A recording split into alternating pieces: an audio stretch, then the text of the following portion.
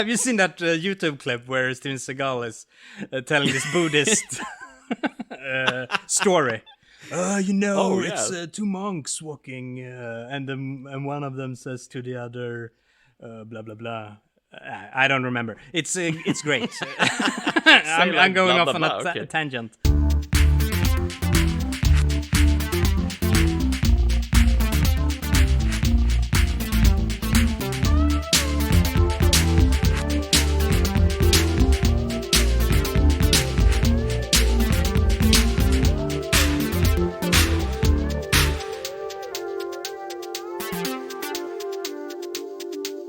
Hey, and welcome to Pod Hard with me, Jonas Högberg. And Anders Hultqvist. Yes, today we are sticking around. Still in 1933. What's happening? Why is so much good happening in 1933? Who knows? One last round. Yes, this is the last round. Next episode, we're moving on to 1934. Wow! But this episode, we're watching a Japanese movie called Keisatsukan, I think? Yeah, simply translated as Policeman. Wow, Policeman. Simple title. I thought we were done with 1933, but, this was something that Alex, the man behind the Twitter handle Head Exposure, had excavated. We had never heard of it. We missed it in our... very thorough research methods. Yeah. I have to say that guy is special. He finds all the little golden nuggets that we fail to notice. Yeah, man, he's great at digging up stuff. Yeah, so we saw an excerpt from that movie, an action scene, and we both thought, "Whoa, Nelly, we can't miss this out." Yeah, Joe was on the floor. So we're gonna watch this stuff and see. I've read it. It's sort of like early film noir. It's film noir before film noir was even invented. So anyway, let's dive into Keisatsukan.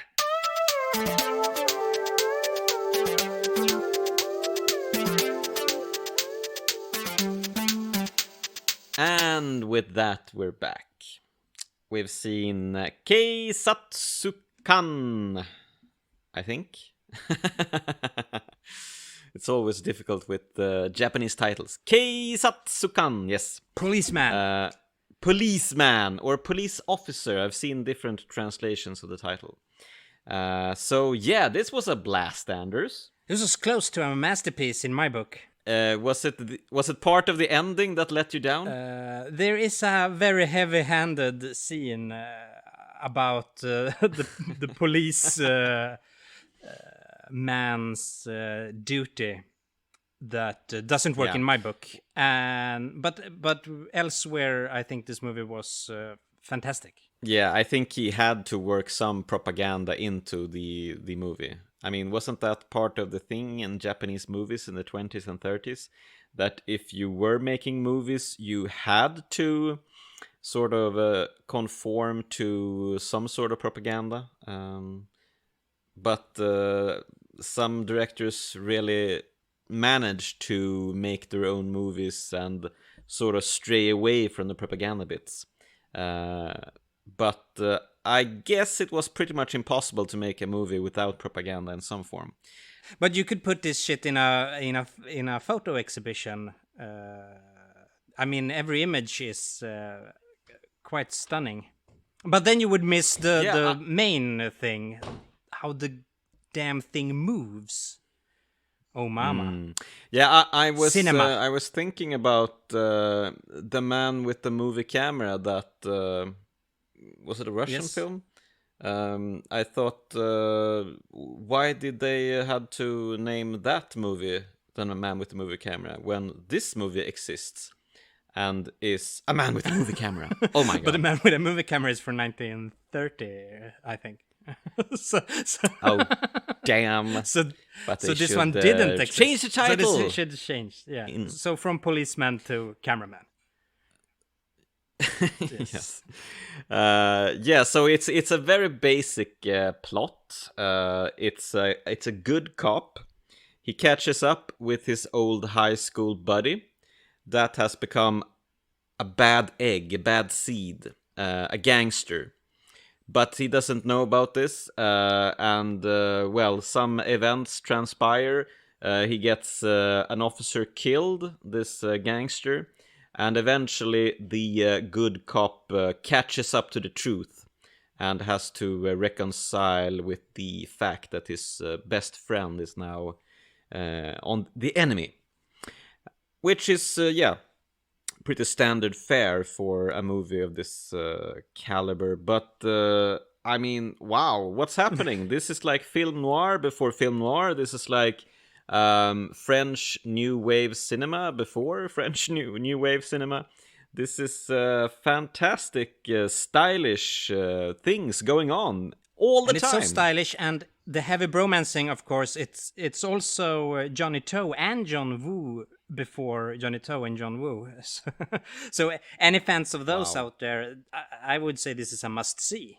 Yeah, so wow, so many great visual things to pull through here.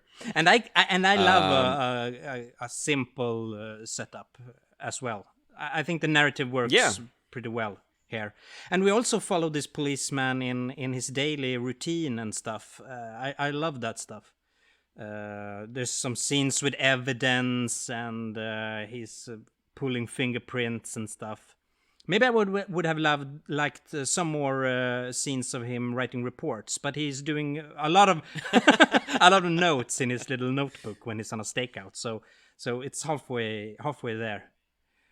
Yeah, there is definitely a pedestrian vibe to the movie. The first hour or so before he really catches on to the fact that his friend might be a bad seed and starts being like a detective all of a sudden. Yes, he's a police man, but he becomes like a sleuth, like the Bogart archetype of a detective, you know, a private detective, a private eye. So he dons a trench coat and a hat and becomes all seedy, and he lets his beard grow out a bit, and he gets rugged. His hair is all tousled, and he lurks around in alleys and stalking and being on stakeout, and it's great. Yeah, I mean, stuff, it's one of my favorite noir tropes. The character who gets more and more worn down throughout. Yeah. And more stubble and stuff. Yeah, fantastic. So that trope is established this early, or established. I mean, we were discussing it. It was probably established in literature already.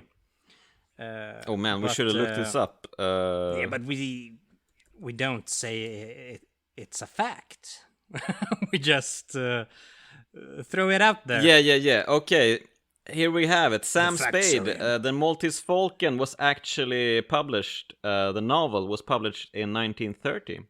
So maybe he was first with the noir thingamajig. And the Japanese picked up on it before the Americans.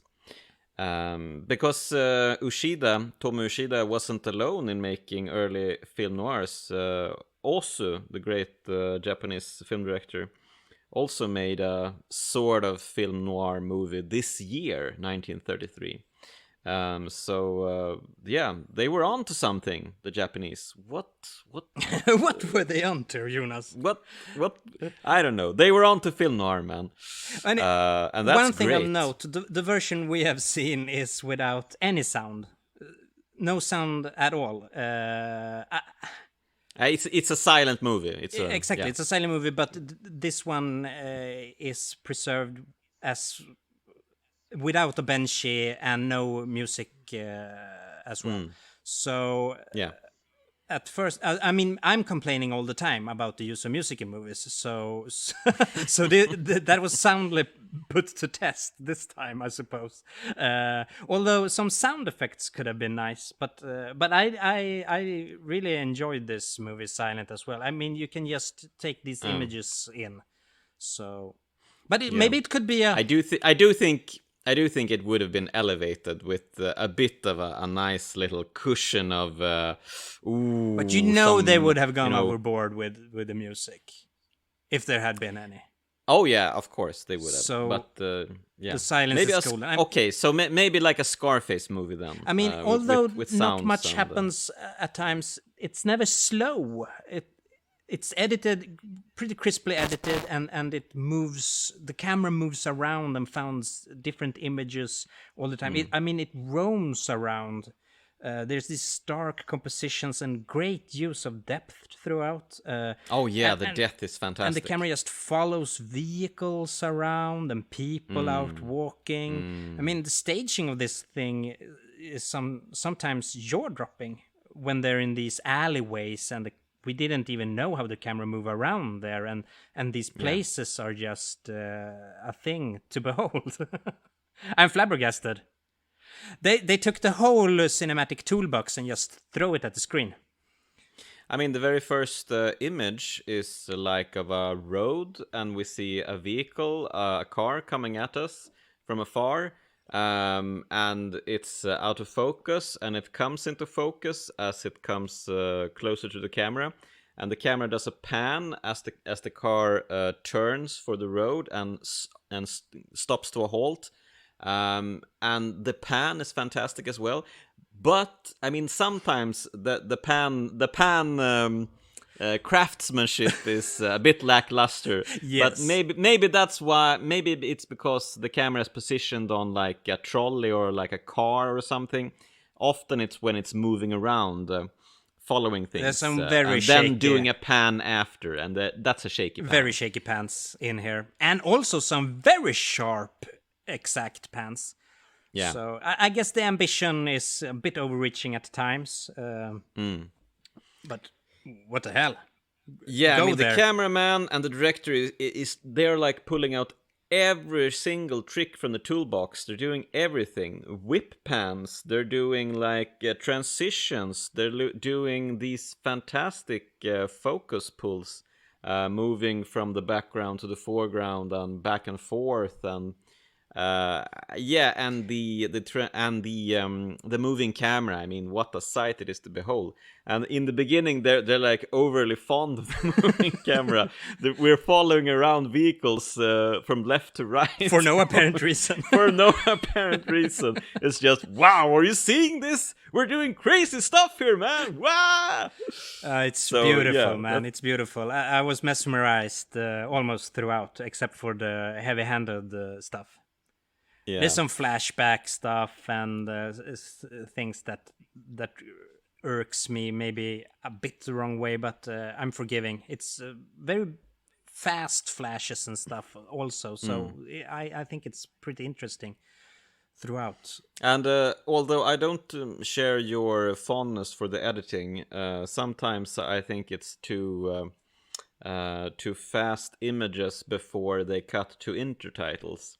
They introduce a new scene and has that image for like a split second before going to an intertitle, which I find is a bit jarring, erratic, jarring. Yeah, precisely. Yeah, that thing jolts me awake. So oh, okay. I think it's great. You're always falling asleep to movies. Always falling asleep. So it gives it an energy for me. Is that why you're watching Michael Bay movies? Could be one of the reasons, yeah. Mm-hmm. Okay. Hey, I'm falling asleep again. I better put on Transformers. Snap me out of it. Yeah. Give me a barrage of edits and intertitles. And we also get like we said to each other, isn't this like a French car chase or something? It's very French. It's very French that they're like chasing after a vehicle. I think it's a car chase. Was there anyone? We were not sure. I think we just followed a couple of cars for a moment. I don't know.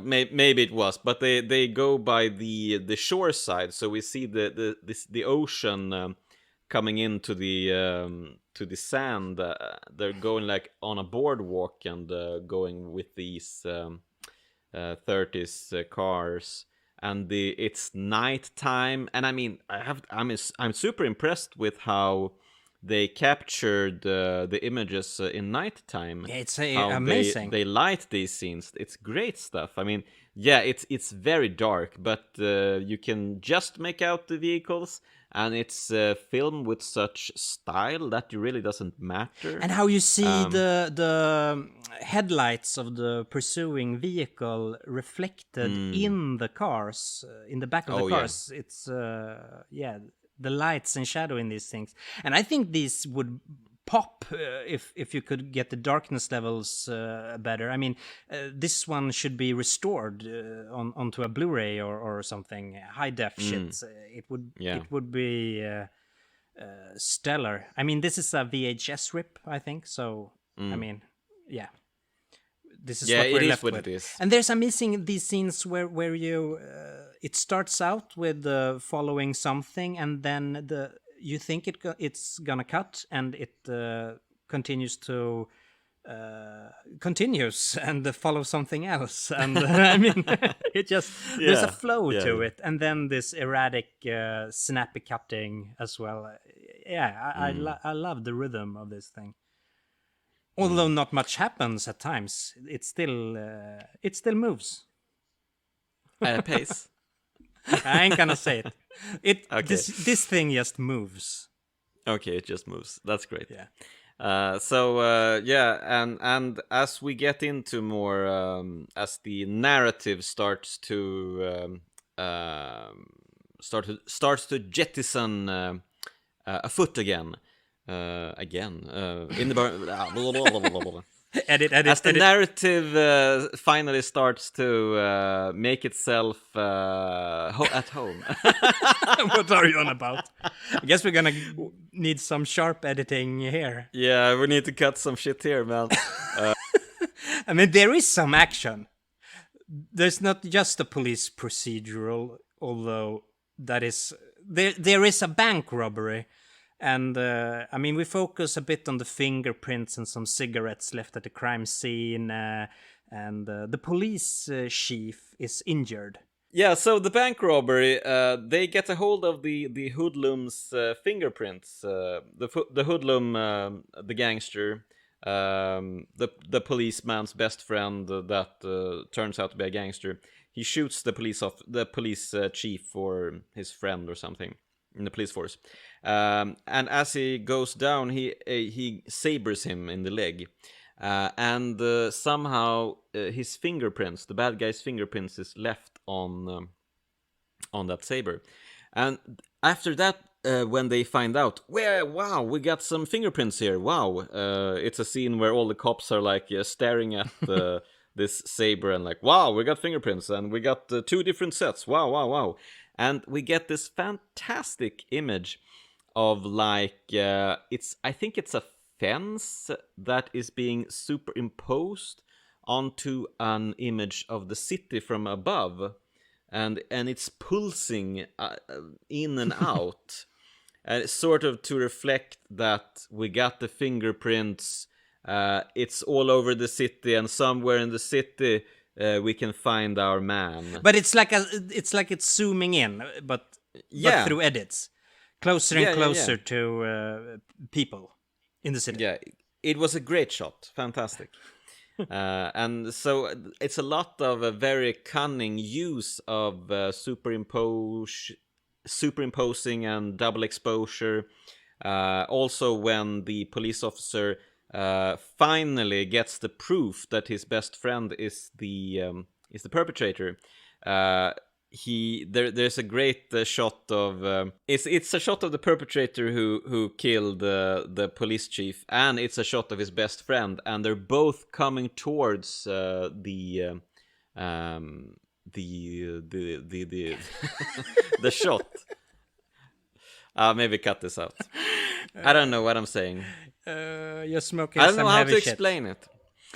And that's what they're doing as well when they puff away on these cigarettes all the time. Yeah, they smoke like beasts. and they talk about things like, do you ever recall von Hardenberg? Yeah, it's great when they have their flashback reminiscing about when they studied philosophy and poetry and were doing sports and running with this huge dog on the beach and stuff. Yeah, and it's an even better shot of American football than the freshman had. I don't know. Harold Lloyd can eat his heart out. What the hell? Isn't it pretty much the same shot? No, it was a great running shot, man. It's great, but there were some great running shots in Lloyd's. But yeah, it's very weird to hear these hard-boiled guys talk about poetry and wow, remember the olden days in high school? Yes, and we talked about these poetry lines. Yeah, and, they go off on some really the... heady stuff, philosophizing and some Buddhist. Yeah, Buddhist shit, and it's like a bromance. Buddhist shit, and like we sound like Steven Seagal. It's like bromance extreme, man. Have you seen that YouTube clip where Steven Seagal is telling this Buddhist story? It's two monks walking, and one of them says to the other, blah blah blah. I don't remember. It's great. I'm going off on a tangent. All this is happening when the two pals are out eating, and I mean the lead, the policeman, who is great throughout. He's acting with these great looks all the time. But there's a really impressive scene here where he's holding a cigarette and a cup of tea in one hand and eating with the other, and this is where he notices that his pal has injured his leg. And after the dinner, they just lie chilling with smokes on the floor on the restaurant. And this is where they are reminded about their days in school.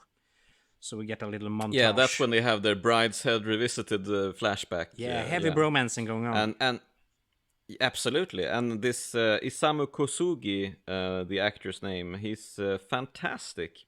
And as you say, he plays his role with very, very small gestures and looks, and it's a very modern acting in a way that we haven't seen that much in silent movies. I mean, the gangster guy, he doesn't really have this. He still have the silent movie sickness, or what you call it. Oh, that was when you really give it your all in some scenes, you know. To sell a scene, you go for it. I think it's something we are not used to as well. I mean, I guess they were still searching for the more naturalistic way to portray things. I think there could be something interesting there, although it is probably above my pay grade yet again.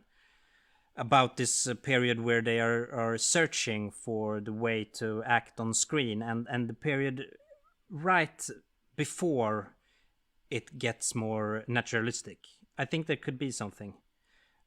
I don't know. Anyway, so he has this this really nice gathering with his buddy, and he boozes it up. He drinks sake, despite the fact that he's a police officer. And he's being chastised when he gets back to the precinct. Some guy smells him. Oh, what's this? What's going on? I know you only drink when you're upset. His best friend has been shot by his best friend, but he doesn't know this yet. And the police officer says, "Booze is booze!" Oh! And points his finger at him.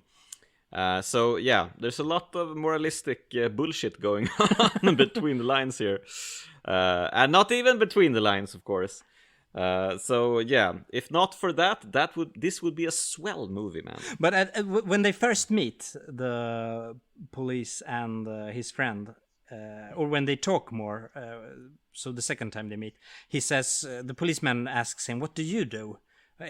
And he gets the answer, "Nothing. I have no skills. I kill time playing golf." It's your dream job, your dream. Yeah, I have no skills, so I can, but I don't want to go around play golf. Hey, your skill is podcasting, man. Debatable. Well, anyway, he starts donning the trench coat and going on Jean-Luc Godard and moving around in alleyways. Yeah, there's a lot of moving around in alleyways. I mean, the alleyways are fantastic. We could do an entire episode on how how they are framing images in these alleyways, and how the camera pans from one alley to another alley where another dude is standing at the end of the alley. And they're doing focus pulls, and they're doing weird ass pans and tilts, and the cameraman. I mean, what the fuck? The cameraman and the director, they must have planned these scenes out for like weeks. It just sips and swoops around. We even see the cameraman's reflection in a window there. Yeah, so I mean, big shout out to Soîchi Aisaka, the man credited for the cinematography. Yeah, he should be in there. I don't even see this as a goof. I mean, put the cameraman. I mean, you're the star of the show. Of course, we want to see you as well. Absolutely. Make a cameo of it. Fantastic. So yeah, they're really skulking around in alleys, and he is sort of transcending into paranoia, this police officer, as he becomes like this detective sleuth. But he also, like, he finds an old friend, which happens to be a very small boy that he played with before, that has moved to a new apartment.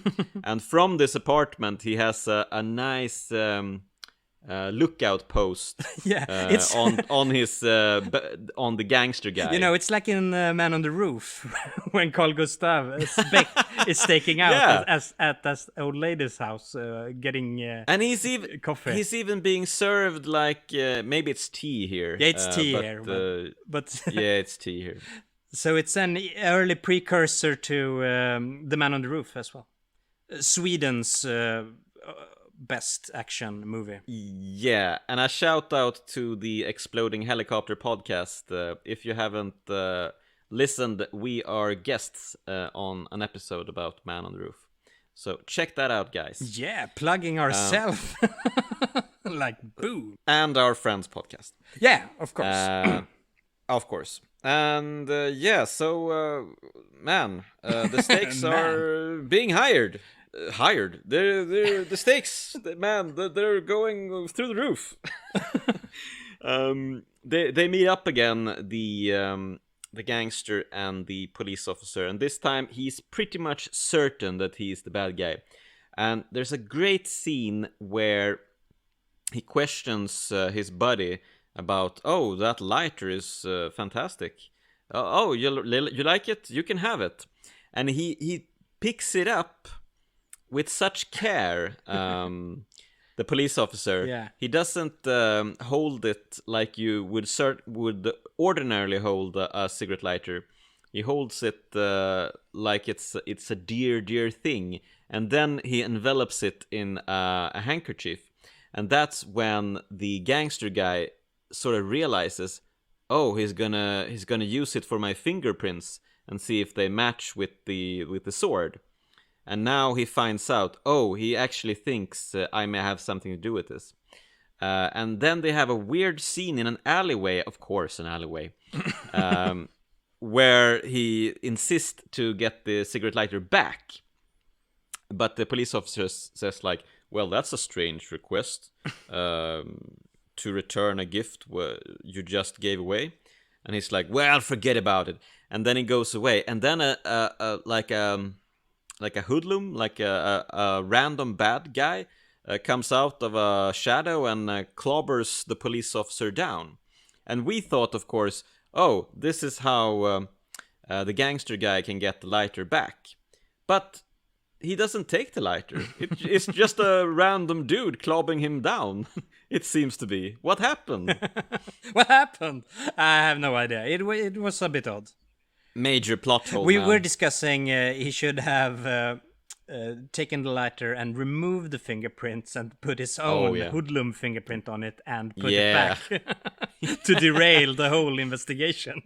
To derail the narrative! You want to derail the narrative? Why not? Why not? But maybe that would have been too smart. But anyway, so the fingerprints is a match, and Yeah. finally the police officer orders the entire police force down on the gangster and his buddies. Yeah, they And always the go out the whole goddamn force. And I mean, there's like 4 or 5 cars full of cops. yeah, it's almost like Keystone Cops, Yeah, man. 5 motorcycles. They're like holding on to the motor vehicles and for dear life. Yeah, so every and arrest, moving through the all streets in the the night. police force gets out. And it looks like Yeah. maybe not the biggest town, I don't know. Yeah, I guess it's not Tokyo, but maybe it's like a smaller coastal village, since we saw the ocean earlier. Yeah. Maybe something like that. And we get a fantastic ending. Yeah, the if big we- set piece. The big set piece. I mean, before the set piece, we of course get the boring propaganda bit where the police cars are moving at a brisk pace through the streets, while intertitles fly in our faces like they're being stepped on a rake, telling us about the advantages of a fantastic police force that sure knows how to pay tribute to their citizens. Yes. Yes. But then we get the big set piece, and it's been worth waiting for. I mean, yeah. this is some awesome shit, and I love how it almost starts out with this gun, with this guy tying his shoes with a gun in his hand. Because we're gonna run and gun. Oh And yeah, it's exactly great what we gag. do. That's Yeah, and what we get some searchlight action. That's something I don't think I've seen before. That's pretty crazy stuff. Where like you have this very long shot of several different houses and small persons running around, and the searchlight is like catching up to bad guys. It's like flickering down onto the streets and catching the police running after. And then it's sort of like the director's flashlight more than the police flashlight, really. Or searchlight. So, yeah, it's a fantastic little nifty mechanic for another thing to pull out of the toolbox for the director and the cameraman. Yeah, and there's one guy is running, we get the searchlight follows him. It's a tighter shot, and we get the shadows playing across the wall and stuff. Really impressive. And then we get the early Point Break. Really, I mean, for real. they run and chase each other through alleyways and then into houses, and the camera follows throughout different rooms and where they crash through walls and stuff. I mean, what the hell? What's going on here, Jonas? Yeah, it's almost too good to be true. We were like, what? How are we ever gonna do this movie justice by retelling this shit? It's crazy, man. Yeah, watch it. And it's a beautiful finish as well. When the police officer finally catches up to the gangster guy. He tries to run away, gets shot in the hand, and he stands all still, all broken, and doesn't dare do anything. And the police officer comes up and tears some fabric off his shirt and ties it around the wound. And that's the end of the movie. Pretty good stuff. Yeah, this was great.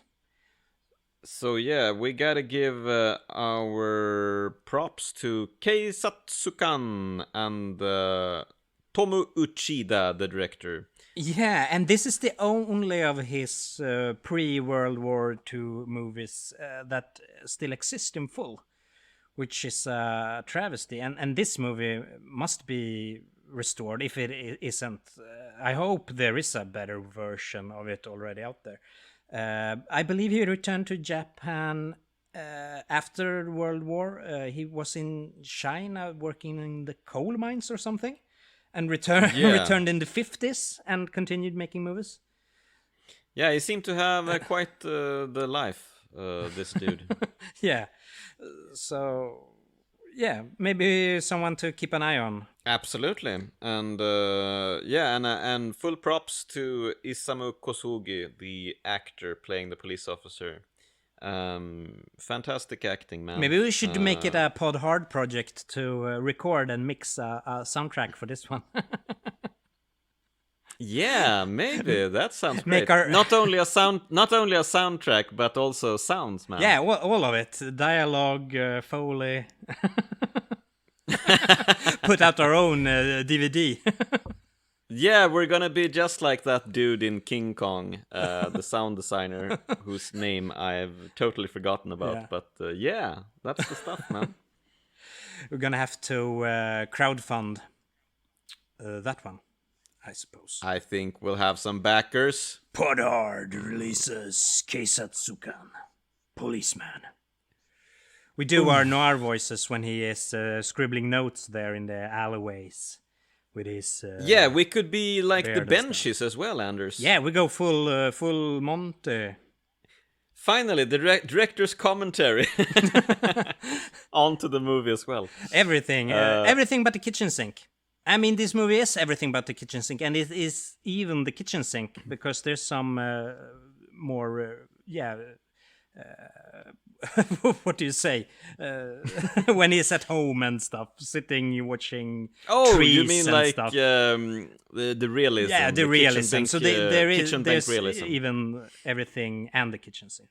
So it's all here. I love it when he's sleeping in a wool of hay on his stakeout.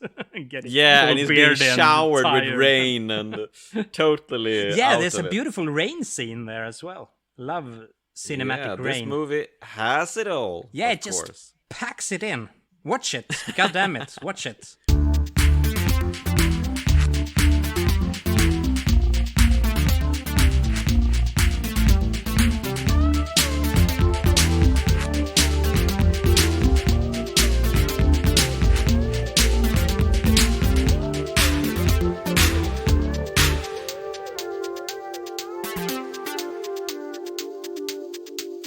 And I guess that's it for 1933. It's been one hell of a year. Oh man, 1933 delivered the goods, man. 3 great movies. What can 1934 bring to the party? Well, maybe the first Hitchcock movie in Pod Hard. Ooh. Yeah, I guess that's it.